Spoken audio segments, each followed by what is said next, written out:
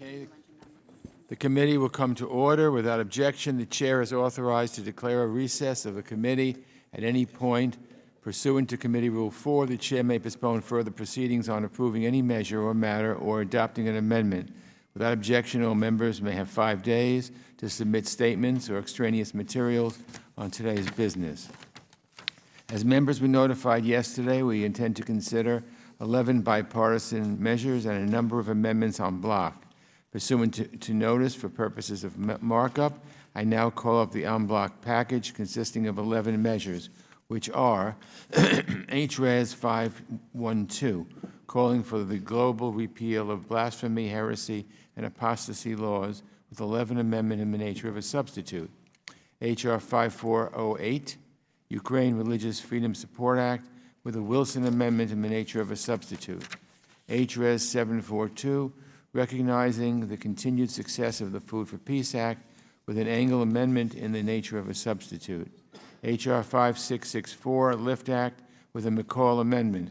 HRES 720, expressing the sense of the House of Representatives that the International Olympic Committee should correct Jim Thorpe's Olympic records for his unprecedented accomplishments during the 1912 Olympic Games. HR 2166, Global Health Security Act, with a Connolly Amendment in the nature of a substitute and a Houlihan Amendment to the amendment in the nature of a substitute. HR 2847, No Passport Fees for Heroes, Families Act, with a Wilson Amendment in the nature of a substitute. HRES 723, encouraging all nations to end sexual violence against girls through in-country data-driven reforms as demonstrated by multiple African nations, with a Wild Amendment in the nature of a substitute and a Houlihan Amendment to the amendment in the nature of a substitute.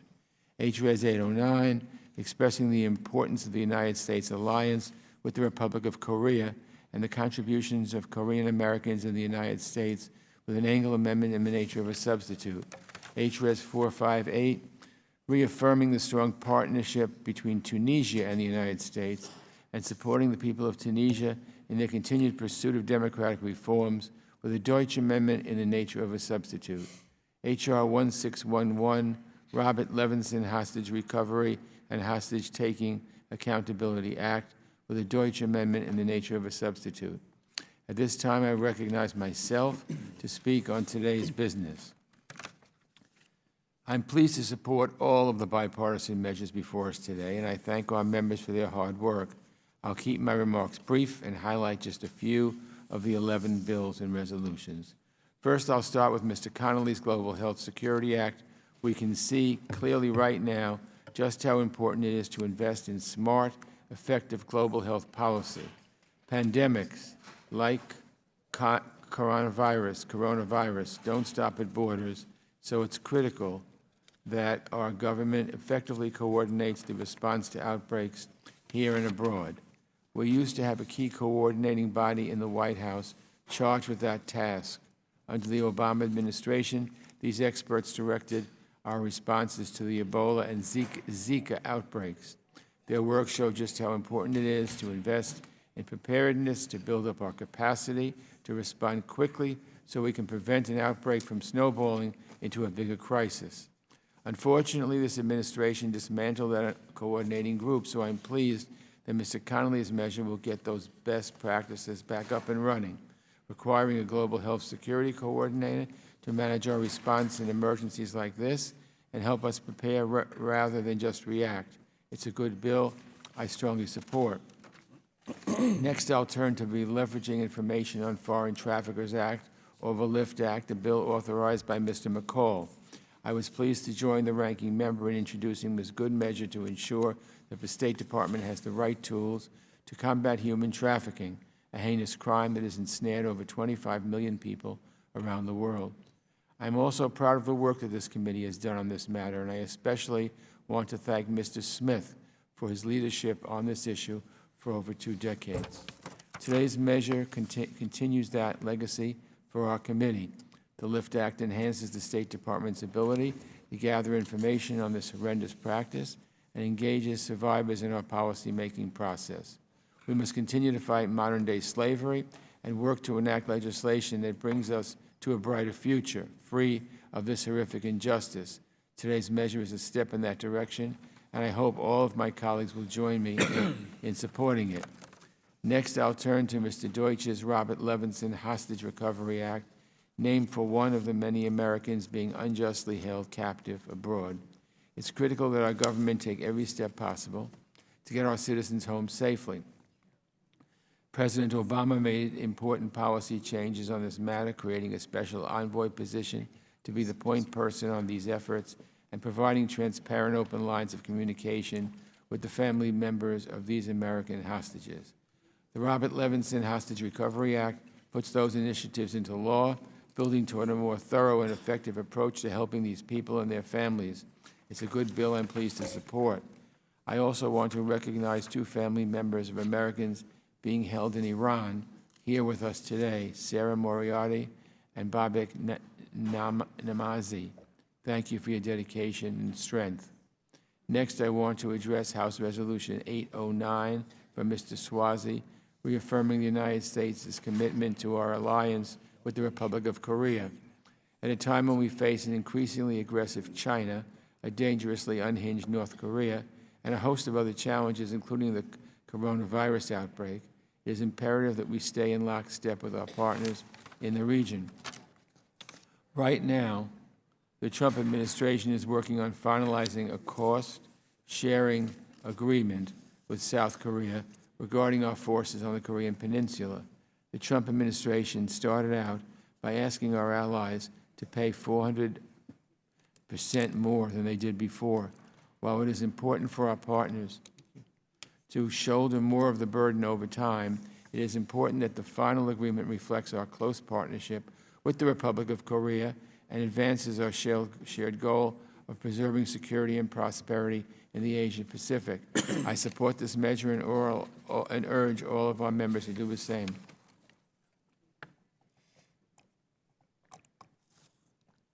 Finally, I'll say a few words about House Resolution 512 from Mr. Raskin. Freedom of religion is a fundamental human right. No one should face oppression because of their religious beliefs or lack thereof. It's hard to stomach that today in 2020 there are still more than 70 countries with criminal blasphemy laws on the books that target people for their faith. Today's resolution calls for repeal of these dangerous laws. I hope my colleagues will join me in supporting it. I strongly support all the measures we are considering today, and I urge all members to join me and do the same. And I'll now recognize our ranking member, Mr. McCall of Texas, for his remarks. Thank you, Mr. Chairman. I want to thank you for your cooperation and leadership on these 11 measures. As you know, our committee has its greatest impact when we operate on a bipartisan basis, as we are doing so today. Let me start by thanking the chairman for working with me on the Leveraging Information on Foreign Traffickers, or LIFT Act, which continues this committee's 20-year tradition of bipartisan work to combat the scourge of human trafficking, which affects greatly our nation and my home state of Texas. U.S. law currently requires the State Department to deny U.S. visas to human traffickers. But when the department denies visas to traffickers, it does not tell its own anti-trafficking officials where and how often those denials occur. This bill ensures that appropriate State Department officials leading the fight receive this important information on a timely basis. Modern slavery affects millions around the world, but it is not just a problem in the developing world. It is happening right now in our backyards, in our neighborhoods. A month ago, I was proud to stand with my inspiring constituent, Courtney Litvak, at the White House Human Trafficking Summit. We need to keep the voices of survivors at the center of the policy conversation. And for that reason, this bill also reauthorizes the survivor-led U.S. Advisory Council on Human Trafficking through 2025. My amendment also makes sure that survivors who otherwise couldn't afford to take time off from work are able to serve on this council, such as Courtney Litvak. Mr. Chairman, I ask unanimous consent also to place into the record a letter of support for the LIFT Act from the U.S. Conference of Catholic Bishops. Without objection, so ordered. Thank you. And I want to thank you again for joining me on this important bill. I hope we can move it quickly to the floor. As we face the growing challenges of the novel coronavirus, I also want to commend Mr. Connolly and Mr. Shabbat for their Global Health Security Act. This bill will help ensure that our interagency and international efforts to address global health emergencies are as coordinated and efficient as possible. And I also want to thank Mr. Wilson for his Ukraine Religious Freedom Support Act. When deciding whether to designate Russia as a country of particular concern for religious freedom violations, U.S. officials must also consider Russia's persecution of religious groups inside those areas of Ukraine that it occupies or controls. And finally, I also support the No Passport Fees for Heroes Families Act. In cases where our service members are severely wounded abroad, this bill waives passport fees for family members traveling to assist in their recovery. So I'm very glad, Mr. Chairman, once again, we worked on both sides of the aisle to get this work done. I hope the remainder of this Congress will be as cooperative as the first markup of this year. And with that, I yield back. The gentleman yields back. Thank you, Mr. McCall. Does anyone seek recognition for the purpose of speaking on the en bloc package? I now recognize Mr. Connolly. Thank you, Mr. Chairman. And I am, of course, in favor of the en bloc approval of these bills. I want to thank you, Mr. Chairman, for your support, in particular of the Global Health Security Act. And I also want to thank the ranking member and his staff for working with us to make this happen. I also want to thank my partner in crime, Steve Shabbat, who's been a wonderful partner in so many enterprises, including this one. We have a number of Democratic and Republican co-sponsors. I also want to congratulate and thank Ms. Houlihan for her thoughtful amendment that I think adds clarity to this bill. We're in the midst of what may very well turn out to be a pandemic, the coronavirus. It's running at a lethality rate that's 20 times that rate of normal flu. We've already had 9 deaths here in the United States. We have no vaccine against this virus, and even our best medical interventions are not 100% efficacious. And we have to be prepared. 2 years ago, the administration dismantled the apparatus that had been put in place 5 years before in the face of the Ebola crisis. I think, in retrospect, that was an unwise move. This bill would restore that and institutionalize it. This is not a criticism about this president or this administration. It is a recognition, however, that just as happened 5 years ago, we didn't have the apparatus in place, which is why an Ebola czar had to be named. We can't go from pandemic to pandemic. We know throughout human history, pandemics are going to be part of our history. We need to be prepared.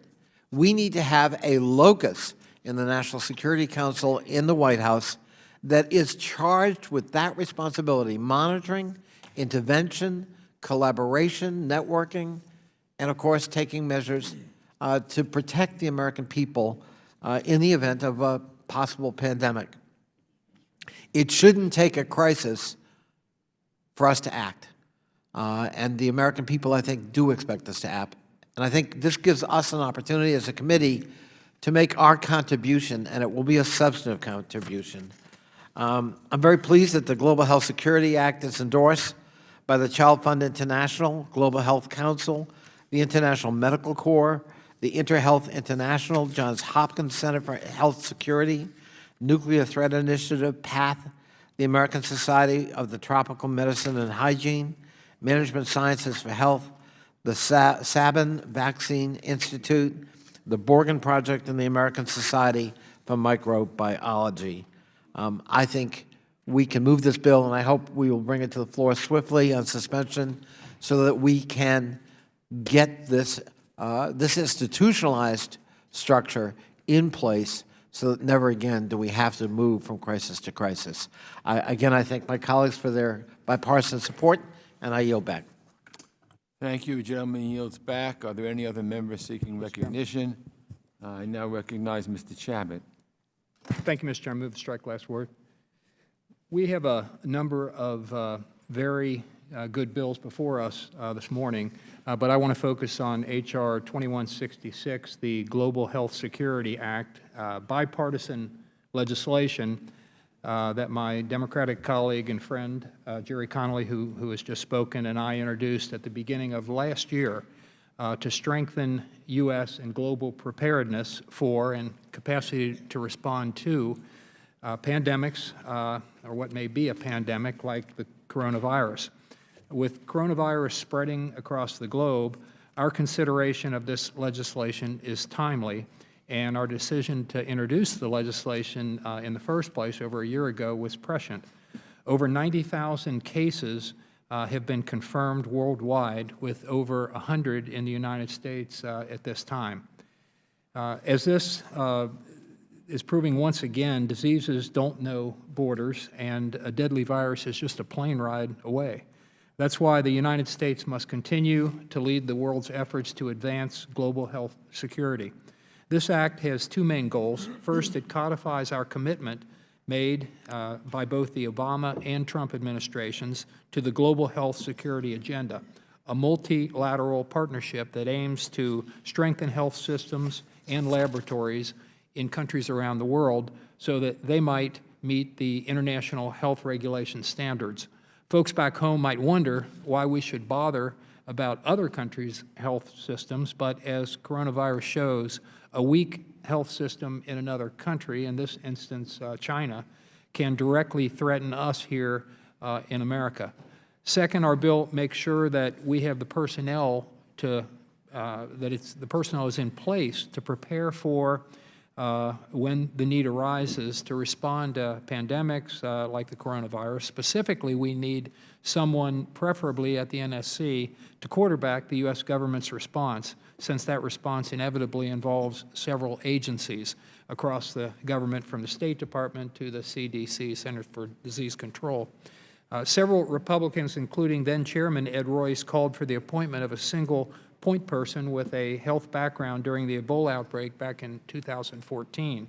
The Obama administration got it half right with the appointment of a political appointee as the singular lead. It seems that the Trump administration has now followed a similar course to what Republicans wanted in 2014 with an appointment of Ambassador Debbie Birx, a universally respected health expert, as White House coronavirus response coordinator under Vice President Pence. In any event, our bill would make this position permanent so that when the next pandemic comes, and we know it will eventually come, we are ready to go. As coronavirus continues to sweep the globe, we need to take this opportunity to recommit this nation to leadership on health security and prepare ourselves for the next pandemic. Protecting our nation's health must be a national security priority. Now is not the time to politicize this issue. The Global Health Security Act provides a bipartisan endorsement for this critical priority and elevates it within the U.S. government. Today's passage of our legislation will help America and the world for the next outbreak. So I would urge my colleagues to support the bill, and I again want to thank Mr. Connolly. Would my friend yield just for a second? I'd be happy to yield. I am remiss in praising members. I also want to praise our staff on both sides of the aisle for making this happen, and particularly my staff member, Molly Cole, for shepherding this bill to this point. Thank you. Thank you very much. Then I have to thank Mark Erst, my staffer who principally worked on this, who's sitting behind me. We appreciate his work and all the work, as well as Mr. Engel and Mr. McCall also, who both supported this. We appreciate it. With that, I'd urge my colleagues to support the bill and yield back. I thank the gentleman. The gentleman yields back. I now recognize Mr. Sherman. I commend the leadership of the committee and the staff for putting together 11 excellent bipartisan bills for the markup today. I first want to commend Jim Costa for his bill recognizing the continued success of the Food for Peace Act, and I want to congratulate Jim, who's not here, because he just had a very tough race in California, which he won by a very nice margin, and I look forward, and I think we all look forward to serving with Jim for many years to come. I want to commend Jamie Raskin for his work on condemning laws against blasphemy, heresy, and apostasy. And in our hearings in the Asia Subcommittee on Pakistan, we saw how these laws can be used to just make something up about a neighbor and lead to capital charges being filed and people coming even close to execution. I want to commend Tom Swazi for his bill recognizing the U.S. Republic of Korea alliance. The chairman and ranking member should be commended for their bill dealing with the traffic in persons report, and make sure that the information from that report is used effectively. Commend Susan Wild for her bill to focus our attention on ending sexual violence against girls. Jerry Conley for his bill on global health security, and there isn't a more important time for that than right now. Deb Haaland for her bill recognizing Jim Thorpe. Ted Deutsch's bill on our partnership with Tunisia. Paul Mitchell, I think, found a good point. We shouldn't be charging passport fees for visiting our heroes. And finally, I have, like all these bills, co-sponsored Joe Wilson's bill on Ukraine religious freedom. I yield back. Gentleman yields back. Are there any other members seeking recognition? Mr. Chairman. Mr. Wilson. Thank you, Chairman Elliott Engel and Republican leader Michael McCall, for bringing these important bipartisan measures before us today. I'm grateful to recognize the leadership of Chairman of the Middle East, North Africa, and International Terrorism Subcommittee, Ted Deutsch. I was glad to support and work with him on two important bills before us today, H.R. 1611 and H.Res. 458. Chairman Ted Deutsch has a long history of advocating for Americans wrongfully detained abroad, including his constituent, Robert Levinson, who disappeared in Iran 13 years ago this month. H.R. 1611, the Robert Levinson Hostage Recovery and Hostage-Taking Accountability Act, will go a long way toward ensuring the United States does all it can to fulfill and bring home Americans wrongfully detained abroad back home. The bill will set up a special presidential envoy for hostage affairs as well as a hostage recovery fusion cell to facilitate efforts to return these Americans back to their families. Thank you, Chairman Deutsch, for your steadfast commitment to this issue, and I'm grateful to work with you on this important initiative. Additionally, I support Chairman Deutsch's House Res. 458, reaffirming the strong partnership between Tunisia and the United States and supporting the people of Tunisia in their continued pursuit of democratic reforms. I had the opportunity to travel to Tunisia this past September with the Helsinki Commission and see this budding democracy up close as parliamentary elections were taking place across the country. I am deeply impressed by the extraordinary people of Tunisia and their commitment to the democratic institutions of their country, which I saw firsthand of this vibrant democracy. They stand as a hope for the entire region, and I appreciate working with Chairman Deutsch on this resolution. I'm also grateful to be an original co-sponsor with Congressman Paul Mitchell's H.R. 2847, the No Passport Fees for Heroes Families Act. This bill should be supported by every one of our committee's members here today. It waives passport fees for family members of U.S. Armed Forces traveling abroad to visit their enlisted loved ones in the hospital. This is a very basic respect of our grateful nation that we can give to these families who put everything on the line for our country's and family's safety. Lastly, I'd like to thank Chairman Engel and Republican Leader McCall for marking up my bill, H.R. 5408, the Ukraine Religious Freedom Support Act. Since its illegal invasion and occupation of Crimea and parts of the Donbass region in eastern Ukraine in 2014, killing over 13,000 Ukrainians, Russia has perpetrated egregious violations of religious freedom in those territories. This included imprisonment, torture, forced psychiatric hospitalizations, and more, again, with 13,000 citizens dead. Under binding laws of armed conflict, including the Geneva Conventions, the Russian Federation is responsible for religious freedom violations in territory it occupies or otherwise control. This bill will give the President the ability to take into consideration Russia's violations of religious freedom, not just within the Russian Federation, but also within the territory of Ukraine that Russia occupies or controls through armed groups it directs. When determining whether to designate Russia as a country of particular concern under the International Religious Freedom Act of 1998, marking up this bill today sends a strong and clear message to Moscow. The United States will hold you accountable for your violations of human rights and religious freedoms in Ukraine. We will continue standing side by side with the brave people of Ukraine and freedom-loving people everywhere against the tyranny and evil perpetuated by the Kremlin. Additionally, I'd like to join in the praise of the bill by Congressman Swazi of our relationship and alliance with the Republic of Korea. What a dynamic country, what a symbol it is throughout Asia of the success of free market democracy. Thank you again for the Chairman and Republican leader. I encourage all my colleagues to support these bipartisan bills today. I yield back. Gentleman yields back. I thank the gentleman. Mr. Deutsch. Thank you, Mr. Chairman, and thanks to the ranking member for holding today's markup and for so many good measures that I am proud to support, especially given what we're facing globally, the Global Health Security Act.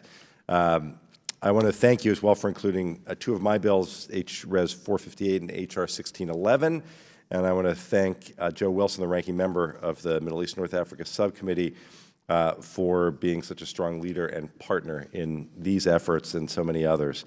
I was honored to introduce H.Res. 458, a resolution reaffirming the strong partnership between Tunisia and the United States, and express the support for the people of Tunisia in their continued pursuit of democratic reforms. I'm a strong supporter of the U.S.-Tunisia partnership. Of all the Arab states touched by revolution since 2010, Tunisia has emerged as the most stable and democratic, and I would like to congratulate the Tunisian people on the success of their recent elections.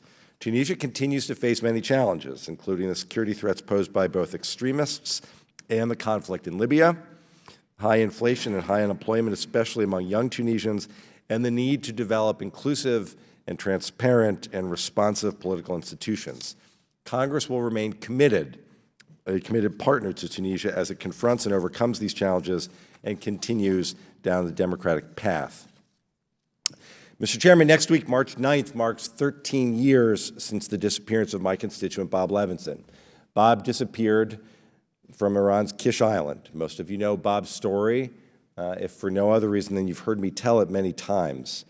Bob spent 25 years serving his country with the FBI. For the 10 years that I have been a member of Congress, I've urged every U.S. government official I meet to help bring Bob home. I've raised Bob's case with allies and partners in capitals around the world, and those efforts pale in comparison to the 13 years that the Levinson family has spent tirelessly advocating for Bob's release. For 13 years, this family, led by Bob's incredible wife, Christine, and his 7 children, Susan, Stephanie, Samantha, Dan, David, Doug, and Sarah, who's on the Hill this week, meeting with many of you, they've traveled to Washington hundreds of times. In the early days of Bob's disappearance, Christine and Dan traveled to Iran on their own to try to find answers. They've met with presidents and secretaries of state, officials at the United Nations. They are not public officials, professional lobbyists, or media strategists. They are just a family figuring out how to get the world to help them get their husband and father back. The Levinsons are far from the family that found themselves, the only family that's found themselves facing the daunting task of advocating for a loved one. Babak Namazi is on the Hill today. His father Bakr and his brother Siamak are still unjustly held in Iran. Babak, too, spends his time and energy advocating for his family's release, including this week as he desperately tries to get his family released from Evin prison, where the coronavirus is spreading rapidly. Today, we have the opportunity to help these families as they go through one of the most challenging and painful experiences imaginable. No family should be faced with the overwhelming task of navigating government bureaucracy and deciphering mixed messages from their own government. H.R. 1611, the Robert Levinson Hostage Recovery and Hostage Taking Accountability Act, will create a support structure within the U.S. government for hostages and unlawful or wrongfully detained Americans. The bill will formalize the 2015 executive order issued in the aftermath of the tragic deaths of James Foley and Stephen Sotloff by ISIS terrorists, which created an interagency response structure at both the operational and the policy level. And I'd like to acknowledge the James Foley Foundation's work and its president and founder, Diane Foley, as well as Arthur and Shirley Sotloff for their continued work in pushing forward this important effort.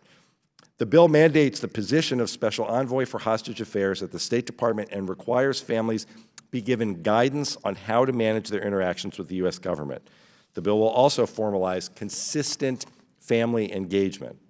And finally, the bill provides the authority to sanction those who are responsible for or who assist in the unlawful detention of Americans, because we will not and cannot tolerate rogue regimes or actors that engage in hostage-taking. Passing this bill won't provide relief to the Levinsons or the other families suffering without their loved ones. But by passing this bill today, we can at least give these families one less thing to worry about. No family should have to face this situation without the proper resources and support from their own government. And today we can also take steps to hold those responsible for the unlawful detention of Americans accountable. Next week, Christine Levinson will mark 13 years without her husband. Bob's children will mark 13 without their dad. 13 years is too long. I hope this is the last time that this committee hears me tell Bob's story. And I'm grateful, so grateful, to all of my colleagues who have supported the Levinsons and all of the other families. And I urge your support for the Levinson Act today. Thank you, Mr. Chairman. I yield back. The gentleman yields back. I now recognize Mr. Perry. Thank you, Mr. Chairman and Ranking Member, for the opportunity to speak before the committee this morning. There's often quite a bit of partisan rancor in these settings, but I'm happy to witness a lot less of that today. Almost all of the pieces of legislation before us represent Congress at its best, working together in the interest of the American people and leading the way on critically important issues facing the world today. These bills accomplish a variety of essential policy goals that reflect our values as a nation. They take a stand against the violation of religious freedoms. They ensure we are better prepared to eliminate the scourge of human trafficking off the face of the earth, and they provide succor to families visiting their wounded service members overseas. They reaffirm the intrinsic worth and dignity of every human life by confronting the evil practice of female genital mutilation. They reaffirm long-lasting partnerships with key allies, particularly South Korea, and they guarantee that those foreign actors who would take American citizens hostage will be forced to pay for their crime. These bills, several of which I've co-sponsored, demonstrate that Congress still has the capacity to set aside partisan differences and work together on measures all Americans can be proud of. The LIFT Act, offered by the ranking member, improves the State Department's preparation of the Trafficking in Persons, or TIP, report and extends the survivor-led U.S. Advisory Council on Human Trafficking through 2025. The Ukraine Religious Freedom Support Act ensures that we hit back against a tyrannical Russian regime that regularly violates the human rights of religious institutions in Russia-occupied Ukrainian territory stolen from Ukraine following the invasion of Crimea in 2014. I was also proud to co-sponsor H.R. 2847, which eliminates passport fees for family members visiting military service members in overseas military medical facilities. The Robert Levinson Hostage Recovery and Hostage Taking Accountability Act authorizes the President to establish an interagency framework aimed not only at ensuring that those Americans unjustly imprisoned overseas are released, but that the offending party is punished accordingly. House Resolution 809 focuses on the strategic importance of the U.S.-South Korea alliance and emphasizes just how much our partnership contributes to the cause of peace. It further highlights our nation's commitment towards the mutual defense treaty between our two countries, and I applaud its passage out of this committee. I would also be remiss if I didn't mention H.Res. 720, which calls on the International Olympic Committees to restore Jim Thorpe's Olympic records as they restored his medals in 1982. As you know, Jim Thorpe was the first Native American to win the Olympic gold medal for the United States. He attended the Carlisle Industrial School in Carlisle, Pennsylvania, and was a two-time All-American for the school's football team. The Carlisle Industrial School is now located on the grounds of the U.S. Army War College Barracks in Carlisle, Pennsylvania. There is much to praise in these bills before us today, but I'm particularly grateful to be able to speak on the issue impacting hundreds of millions of girls and women worldwide, the evil, barbaric practice of female genital mutilation, or FGM. I thank Congresswoman Wild and Congressman Sensenbrenner for introducing House Res. 723, a resolution encouraging all nations to end sexual violence against girls through data-driven reforms. This resolution explicitly encourages nations to implement multidisciplinary, evidence-based response plans to end sexual violence against girls. I am pleased to co-sponsor this legislation and join them in their efforts. The practice of FGM has affected nearly 200 million girls worldwide. 3 million girls are at risk every year, and most endured the procedure before they turned 15 years old. In many countries, a majority of girls who survive this horrific procedure are between 0 and 4 years of age. 91% of Egyptian women between the ages of 15 and 49 have undergone FGM. That figure is at 98% for women in that age range in Somalia, 89% in Mali, 88% in Sudan, 74% in Ethiopia, 96% in Guinea, and 88% in Sierra Leone. I am thankful to my colleagues for their advocacy on this issue, coupled with this committee's demonstrated commitment towards combating such human rights abuses as human trafficking. We are demonstrating an unmistakable fidelity to the cause of justice and peace. And I thank the committee, and I yield back. The gentleman yields back. I now recognize Ms. Wild. Thank you, Mr. Chairman. I move to strike the last word. I want to start by thanking Chairman Engel and Ranking Member McCall for working with me to bring my bipartisan resolution, H.Res. 723, to markup. I also want to thank my friend, Representative Lois Frankel, for her tireless work and support on this issue and all issues affecting women and children. Sometimes lost in this era of hyperpartisanship is the good work that Democrats and Republicans do in this Foreign Affairs Committee every day. Today's slate of 11 bills is a perfect example of the good that we can do when we work together. My resolution, endorsed by the American Academy of Pediatrics, CARE USA, UNICEF USA, and many others, recognizes that sexual violence against girls spares no culture, country, race, religion, or ethnicity. Globally, 50% of all sexual assaults are committed against girls who are under the age of 16. The lifelong impact that these assaults have on young girls cannot be understated.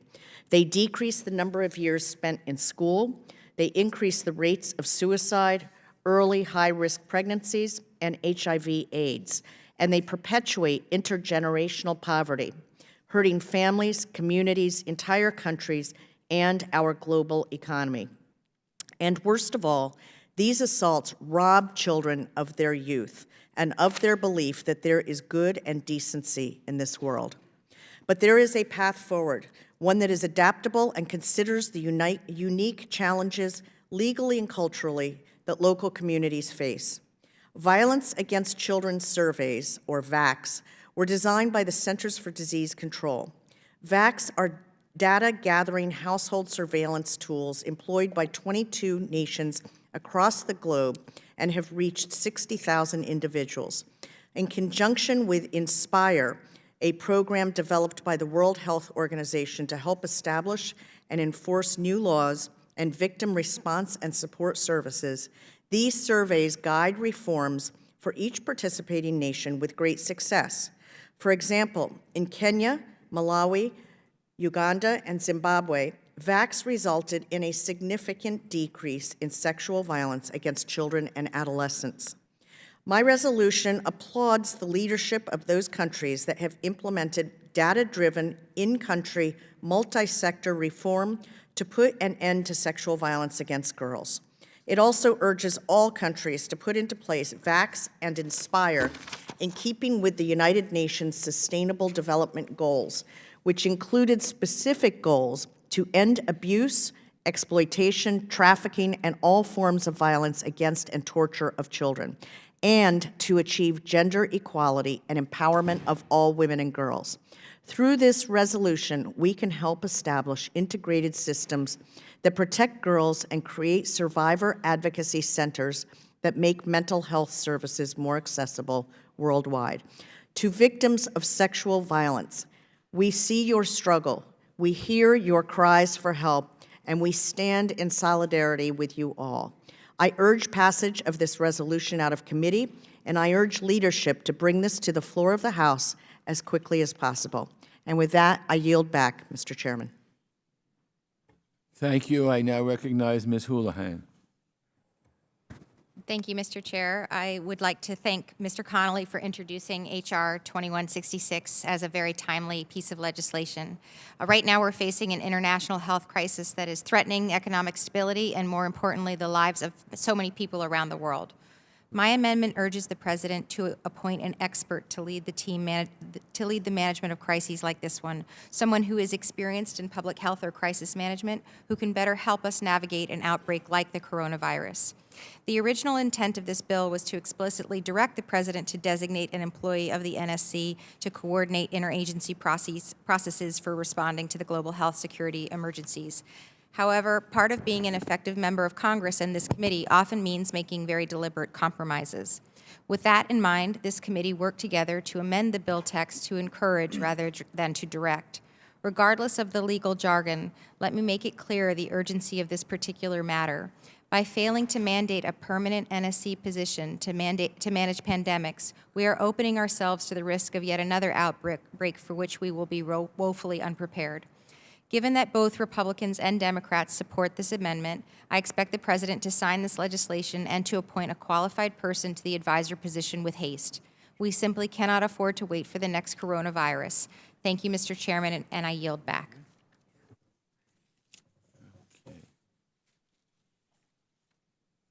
Okay, I thank the gentlewoman. I now recognize Mr. Malinowski. Give him 3 seconds to catch his breath.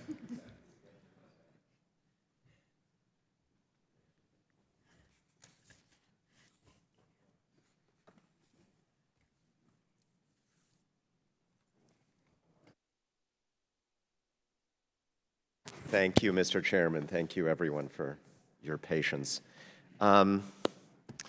We have a number of good pieces of legislation here, which I'm very happy to support.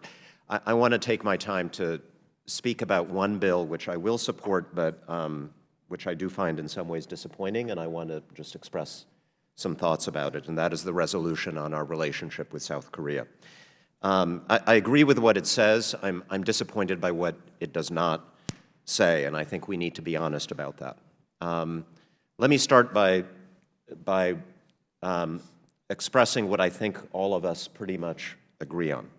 We agree that South Korea is our ally. We agree that South Korea is worthy of being our ally. It is a democracy, a country that shares our values and our burdens in the world.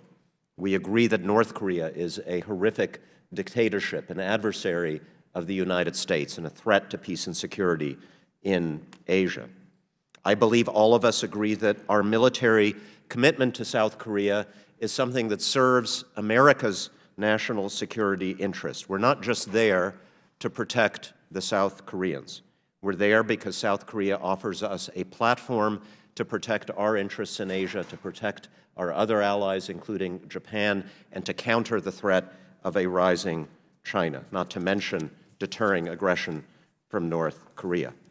I think all of us understand that South Korea pays a significant share of this joint partnership. Recently, South Korea paid about 90% of the construction of Camp Humphreys, a major military base, 90% of $11 billion cost. South Korea spends 2.6% of its GDP on defense, more than most of our European allies. South Korea contributes about half of the costs of stationing U.S. military personnel in that country. I think all of us understand it would cost us more money to bring those troops home than it does to keep them there. And yet, we have a president who does not agree with that consensus, who has repeatedly questioned why we have troops in South Korea in the first place, a president who treats this alliance with South Korea the way he treats so many of our other alliances with democratic countries around the world. He treats it as if it is a protection racket. He's repeatedly said and argued that we should not be there unless we are paid to be there. He treats our troops in South Korea as if they are mercenaries. Right now, as we are passing this resolution, expressing our support for this partnership, the President is demanding that the South Koreans pay us 4 times what they currently contribute to meeting the shared costs of this alliance, a 400% increase, a shakedown, after a year, 2019, in which North Korea shot off more than 24 missiles in violation of UN Security Council resolutions. I think all of us here, Republicans and Democrats, understand that this is crazy. This shakedown of an ally in the middle of an ongoing national security crisis on the Korean Peninsula is absolutely crazy. I'm confident that Secretary Pompeo believes it is crazy. I'm confident that Secretary of Defense Esper believes it is crazy, that our military leaders believe it is crazy. But we are not willing to say so in this resolution.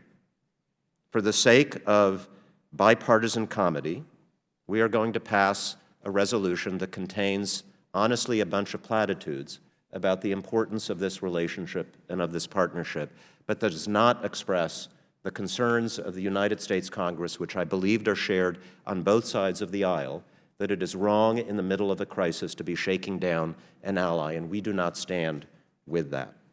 And I think this is because our Republican colleagues, even though most of them would agree with most of what I've just said, do not want to get into an argument with the Mad King in the White House, and that disappoints me. I think it diminishes the importance of our committee, diminishes the value of this resolution and other similar resolutions that we may pass. So I will vote for it, but with a heavy heart, with great disappointment, and with the hope that in the future we are willing to be a little bit more edgy, that we are willing, even as we strive for bipartisan consensus, to do things that may require a vote from time to time and a little bit of disagreement. And with that, I yield back. Thank you, Mr. Chairman.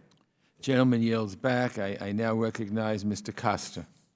I thank the chairman and the ranking member. This committee's work this morning, I think, reflects the bipartisanship that we like to see as it relates to our nation's foreign policy. I'd like to speak on the part of the en bloc measures that we are considering on voting this morning on the specific issue, and that is the Food for Peace Act, and that's the support of House Resolution 742, which I've introduced. This has been a successful bipartisan program for decades. Since 1954, Food for Peace has provided life-saving food assistance for some of the world's most vulnerable people. And while it has already saved millions of lives, clearly there's more work that can and should be done. Tens of millions of children suffer from the effects of malnutrition, while natural disasters that we know of, civil strife and other crises, put food supplies at risk every year. And that doesn't begin to talk about the challenges of climate change, in which we know many places around the world that are on a subsistence diet are going to be further impacted as their ability to produce food in those regions because of the impact of climate change will diminish, sadly. I've introduced House Resolution 742 to mark these important achievements and call for continued appropriation and prioritization for Food for Peace. The resolution has strong bipartisan support, has support of a number of interested organizations and trade groups that reflect the breadth and width of our country, as well as other international organizations. The support should remind us that Food for Peace is not only an important reminder of the generosity of American people, the American farmer, but a critical aspect of our national